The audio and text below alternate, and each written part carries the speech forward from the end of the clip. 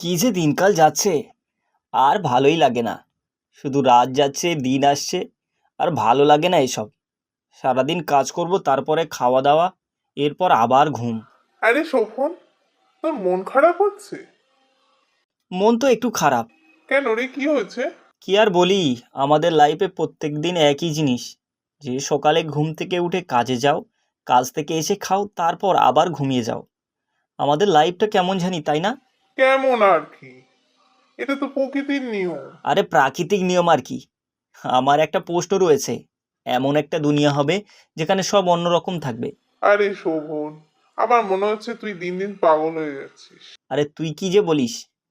তুই দেখবি আমি একদিন এরকম এক দুনিয়ায় যাব, যা এখানকার নিয়ম থেকে সব উল্টো হবে। সেখানে অনেক মজা হবে। শোভন, এবার আবার সত্যিই মনে হচ্ছে তুই আসলেই পাগল হয়ে গেছিস। আরে ভাই, এমন কোনো দুনিয়া আছে নাকি? আছে আছে। একথা বলে শোভন আস্তে আস্তে হাঁটা শুরু করলো বাড়ির উদ্দেশ্যে। শোভন, দিন দিন যে কি হয়ে যাচ্ছে ঠাকুরই জানে। ও নাকি এমন দুনিয়ায় যাবে যেখানে সব উল্টো। এটা কোনো সম্ভব? না না, রাত হয়ে গিয়েছে। এখন কয়টা খেয়ে ঘুমিয়ে পড়ি। এই দুনিয়াতেই এমন রাত হলে ঘুমাও, সকাল হলে কাজে যাও। কখন যে ওই দুনিয়ায় যাব যেখানে সব হবে আমার মনের মতো। এসব চিন্তা করতে করতে শোভন ঘুমিয়ে পড়ল।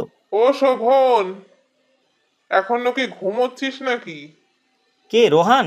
আয় ভিতরে আয়। আরে এত বেলা পর্যন্ত কেউ ঘুমোয়? আরে রোহান, এই দুনিয়ায় আছে শুধু ঘুম আর খাওয়া দাওয়া। আর কি আছে বল? আবার তুই পাগলের মতন কথা বলছিস। আসলে আমি বুঝতে পারছি না, হঠাৎ করে কয়েকদিন তুই এই অন্য দুনিয়া দুনিয়া করছিস কেন? আসলে এটার অনেক কাহিনী। চল মাছ ধরতে যেতে বলি। এরপর রোহান ও শোভন মাছ ধরার উদ্দেশ্যে রওনা হলো। তুই শুধু হাঁটছিস আর হাঁটছিস, তুই তো কিছু বলছিস না। তাহলে চল এই গাছের নিচে বসি। আচ্ছা তাহলে বল। তাহলে কাহিনীটা বলা শুরু করি, কেমন? হ্যাঁ হ্যাঁ, শুনি তোর অন্য দুনিয়ার কথা। কে তোর মাথায় ঢুকিয়েছে? তাহলে শোন। একদিন আমি মাছ ধরার উদ্দেশ্যে সকালবেলা রওনা হলাম। এরপর আজকে অনেক মাছ ধরতে হবে, তাড়াতাড়ি পা চালিয়ে যাওয়া লাগে। না, ওই অন্য জেলেরা চলে আসলে আর মাছ ধরা হবে না। এরপর শোভন তাড়াতাড়ি পা চালিয়ে নদীতে চলে গেল। তা নদীতে জাল ফেললো, কিন্তু দুর্ভাগ্যের বিষয় হচ্ছে তার জালে কোনো মাছ ধরা পড়লো না। আজ কি যে হয়ে গেল, একটা মাছও ধরা পড়ছে না।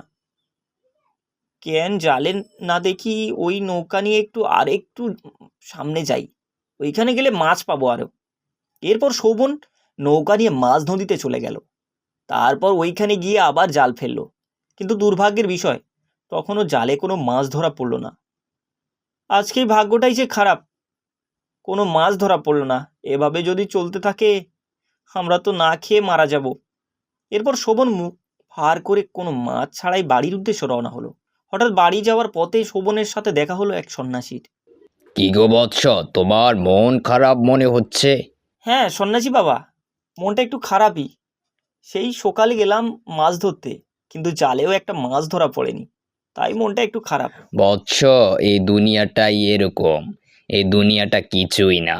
এই দুনিয়ায় সকাল হলে ঘুম থেকে উঠে খাওয়া, তারপর সারাদিন কঠিন পরিশ্রম করা, রাত হলে আবার খাওয়া, এরপর আবার ঘুমানো। এটাই জীবন। জি সন্ন্যাসী বাবা, এটাই তো প্রকৃতির নিয়ম। কি আর করা, আমারও এই জীবনটা ভালো লাগে না। আমি আর আপনি চাইলে তো এটা পরিবর্তন করতে পারবো না। প্রকৃতির নিয়ম? হা হা হা হা হা, হাসালে বৎস। শোন বৎস, তুই যদি চাস তুই অন্য দুনিয়ায় যেতে পারিস। ওই দুনিয়ায় এখানকার নিয়ম থেকে সব উল্টো। ওই দুনিয়ায় না আছে খাওয়া, না আছে ঘুম, না আছে কাজ। কি বললেন সন্ন্যাসী বাবা? এমন দুনিয়াও হয় নাকি? হয় হয়। এই জাদুর পানিগুলো তুই খেয়ে নে, কিছুদিনের মধ্যেই পানিগুলো তোর রক্তের সাথে মিশে যাবে এবং একটা দুর্ঘটনার মধ্যে দিয়ে তোকে ওই দুনিয়ায় নিয়ে যাবে। তাহলে তো অনেক ভালোই হয়, থাকবে না কোনো জীবন নিয়ে চিন্তা। হ্যাঁ হ্যাঁ, তাই তো আমি তোকে বলছি। এই নে, পানিগুলো খেয়ে নে। অর্থপর শোভন জলগুলো খেয়ে নিল, আর সন্ন্যাসী বাবা চলে যেতে লাগলো। তাহলে বৎস, ভালো থেকো। তোমার জীবন তুমি উপভোগ করো। আমি আসি, কেমন? রোহান, এই হলো আমার কাহিনী। কিন্তু শোভন, ও ওই সন্ন্যাসীর কথা আমার কেন জানি না বিশ্বাস হচ্ছে না। রোহান, তুই বিশ্বাস করবি না কি করবি এটা তোর ব্যাপার, আমার তো বিশ্বাস হয়। তাহলে এখন চল মাছ ধরতে যাই। হ্যাঁ শোভন, চল চল। অতঃপর শোভন ও রোহান মাছ ধরতে চলে গেল। রোহান, তুই এখন মাছ ধর, আমি আরেকটু সামনে গিয়ে মাছ ধরি।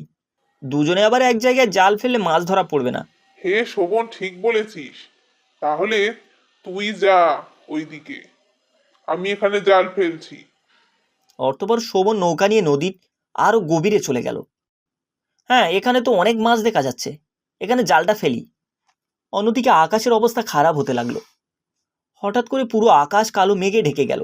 শোভন, বৃষ্টি আসবে মনে হচ্ছে, তাড়াতাড়ি চল। তুই যা, আমি আসছি। এরপর মুহূর্তের মধ্যে প্রচন্ড রকম বাতাস বইতে লাগলো। ও বাবা, আমি গেলাম রে, কেউ বাঁচাও বাঁচাও! প্রচন্ড রকম বাতাসে নিজেকে সামলাতে না পেরে জলে পড়ে গেল। আমি কোথায়? আমি তো মাছ ধরছিলাম। আমি এটা কোথায় এলাম? এটা তো একটা দ্বীপ মনে হচ্ছে। এখানে কি কোনো মানুষ থাকে? না, সামনে গিয়ে দেখি। অতঃপর শোভন হাঁটতে হাঁটতে একটি গ্রামে পৌঁছালো। এই তো সামনে এক গ্রাম মনে হচ্ছে, কিন্তু কোনো মানুষ দেখা যাচ্ছে না কেন? তাহলে আমি কি সন্ন্যাসীর বলা ওই গ্রামে চলে এসেছি? হঠাৎ ওই দ্বীপের দুই প্রহরী তাকে দেখতে পেল। এই, তুই সকালবেলা ঘর থেকে বের হয়েছিস কেন? তুই জানিস না এই দ্বীপে সকালবেলা ঘর থেকে বেরোনো অপরাধ? হ্যাঁ হ্যাঁ, আমি অন্য গ্রাম থেকে আসছি। আমি এসব কিছুই জানি না। আর এমন কোনো নিয়ম আছে নাকি? এরপর শোভনকে গ্রেপ্তার করে কারাগারে নিয়ে যাওয়া হলো। হায় কপাল, এক দুনিয়া থেকে অন্য দুনিয়া এলাম, আর এই অদ্ভুত নিয়মের বেড়াজালে নিজে আবদ্ধ হয়ে গেলাম। মহারাজ, এই যে কয়েদি, যে আপনার আদেশ অমান্য করে দিনের আলোতে ঘুরছিল। তাহলে সে কয়দি? আরে সন্ন্যাসীর বাবা, আপনি এখানে? কিসের সন্ন্যাসী? উনি এই দ্বীপের মহারাজ। প্রহরী, তুমি এখান থেকে যাও, আমি এই কয়দির সাথে কথা বলছি। জো হুকুম মহারাজ। সন্ন্যাসী বাবা, আপনি মিথ্যা বলেছেন কেন? আমি এই দ্বীপের রাজা, আর আমি তোমার সাথে ছলনা করে এই দ্বীপে নিয়ে এসেছি। এরকম তোমার মতো আরো অনেক মানুষ ওই পানীয় পান করে এখানে এসেছে। তাহলে আপনার বলা সব কথা মিথ্যা? সব মিথ্যা না। এ রাজ্য সকালে কেউ কোনো কাজ করে না, আর এখানে কোনো খাবারও কেউ আহার করে না। এখানে সবাই রাতে আমার দাসত্ব করে। তাহলে তারা খাবার না খেলে আজ কি হবে? আমি মন্ত্রের সাহায্যে এক প্রকার পানীয় তৈরি করেছি, যা খেলে আর খাবার খাওয়া লাগে না। এটা তুমি ভালো করনি। ভণ্ড, আমাকে প্রতারণা করে এখানে নিয়ে এসেছো। হা হা হা হা, আমি কোনো প্রতারণা করিনি। তুমি বলেছ তোমার ওই জীবন ভালো লাগে না, প্রত্যেক দিন একই জিনিস খাওয়া আর ঘুম। তাই তোমাকে নতুন দুনিয়ায় নিয়ে এলাম, যেখানে নেই কোনো খাওয়া, নেই ঘুম, শুধু একটু আমার দাসত্ব করবে। আর হ্যাঁ, এই দুনিয়ায় সব আমার মতো করে চলে। আমি যা বলবো তা করতে হবে। আমি এখন যাই, রাতে সবার সাথে আমার দাসত্ব করতে আমার প্রাসাদে চলে আসবে। সন্ন্যাসী বাবা, শুনুন শুনুন, যেভাবে সব তৈরি করেছে তার থেকে সুন্দর নিয়ম আর কিছু হতে পারে না। এখন খাওয়া দাওয়া না করে সারাটা জীবন এই সন্ন্যাসীর দাসত্ব করতে হবে। হায় কড়া কপাল, এ কি হলো?